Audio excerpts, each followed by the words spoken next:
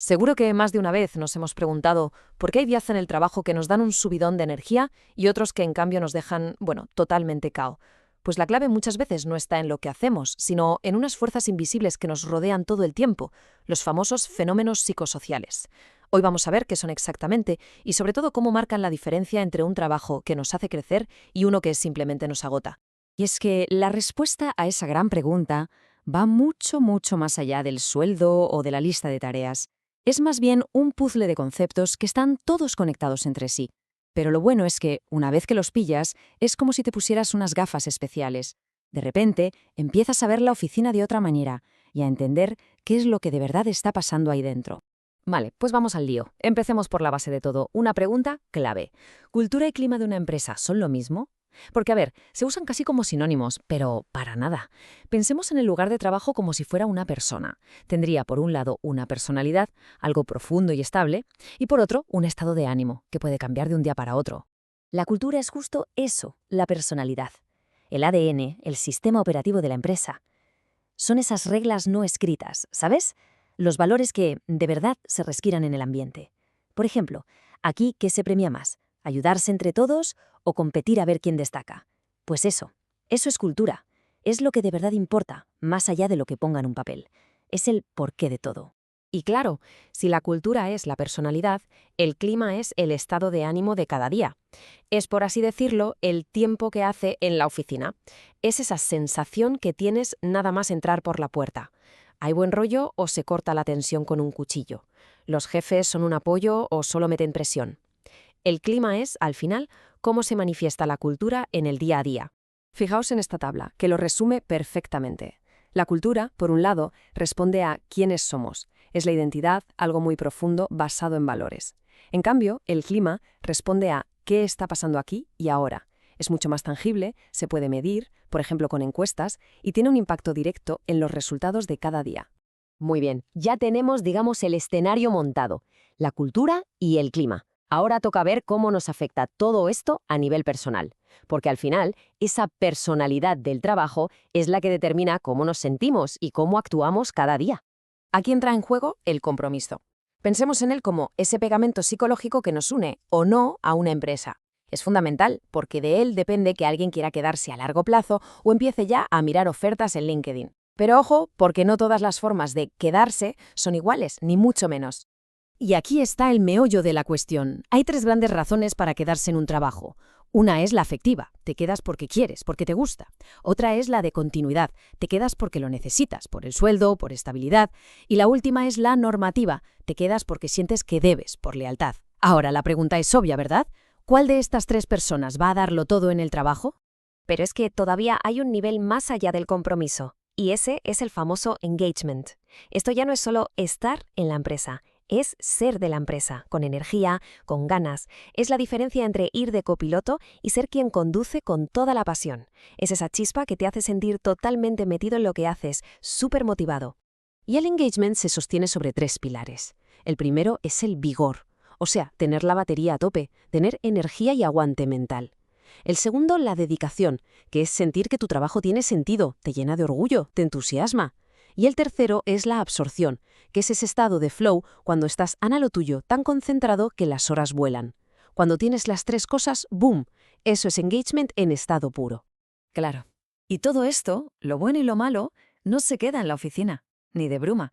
Toda esa energía, o ese estrés, o esa satisfacción, nos lo llevamos puesto en la mochila cuando volvemos a casa. Es inevitable. La manera en que vivimos el trabajo acaba afectando, para bien o para mal, a nuestra vida personal.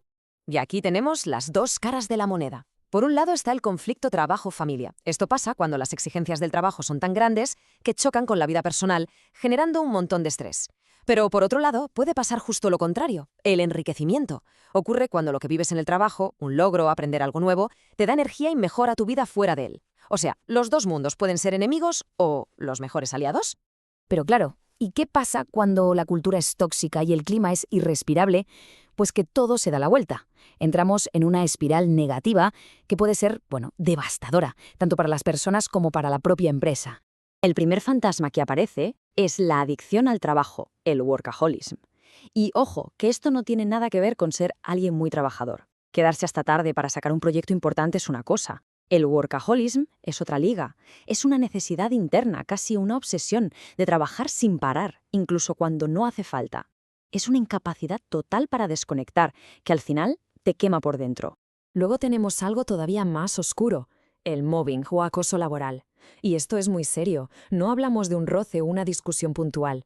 El mobbing es un acoso psicológico sistemático, repetido, con la intención de humillar y aislar a alguien. Y aquí está lo más importante, el mobbing no surge de la nada, solo echa raíces y crece en culturas y climas que lo consienten, que miran para otro lado. Y con todo este panorama llegamos al famoso y temido burnout. Importante, el burnout no es estar cansado después de una semana dura, es mucho más. Imagina que tu energía es como la batería del móvil. El burnout es cuando esa batería no solo se queda a cero, sino que se estropea y ya no coge carga. Es un agotamiento físico, mental y emocional total, provocado por un estrés que se ha vuelto crónico. Y este síndrome tiene 3 señales muy claras, que van como en cadena. Primero, llega el agotamiento emocional, la sensación de no poder más, de estar completamente vacío por dentro. Para protegerse de ese dolor aparece el cinismo. Te distancias de todo, te vuelves negativo, como si nada te importara. Y claro, el último paso es la baja realización personal. Empiezas a sentir que no haces nada bien, que eres incompetente, y eso destroza la autoestima. Y cuando juntas todo este cóctel tóxico, el resultado es bastante predecible, ¿no? La intención de rotación. La persona, de forma consciente, empieza a planificar cómo y cuándo irse de la empresa. Y no es que se rinda, para nada. Es simplemente un mecanismo de supervivencia frente a un ambiente que se ha vuelto insoportable. Pero bueno, después de este viaje por el lado oscuro, vamos a encender la luz. Porque la buena noticia es que, si entendemos cómo funcionan todas estas fuerzas, también tenemos el poder para cambiarlas. Podemos construir lugares de trabajo mucho mejores. Y como veremos, no es cuestión de suerte. Y esta es, probablemente, la idea más importante de todas. Un entorno de trabajo sano, donde la gente está a gusto, no aparece por arte de magia. No es un accidente, es el resultado de un diseño, de una gestión intencionada. Significa que hay que pararse a pensar y a trabajar de forma activa tanto en la cultura como en el clima. Porque igual que existe la espiral negativa, existe la positiva, y es una pasada ver cómo funciona. Todo empieza con una cultura fuerte y positiva. Esto crea un clima de apoyo donde la gente se siente segura. Ese clima, a su vez, dispara el engagement. Con un alto engagement es más fácil conseguir un buen equilibrio entre la vida personal y laboral. Y todo esto, ¿en qué desemboca? En bienestar y sí, en felicidad en el trabajo. Es un círculo virtuoso. Una cosa buena lleva a la siguiente y el efecto se multiplica. Y para terminar, una última reflexión. La cultura es algo profundo, pero el clima lo creamos entre todos, cada día, con cada pequeña acción. Un reconocimiento a un compañero, echar una mano sin que te lo pidan, hacer una crítica constructiva.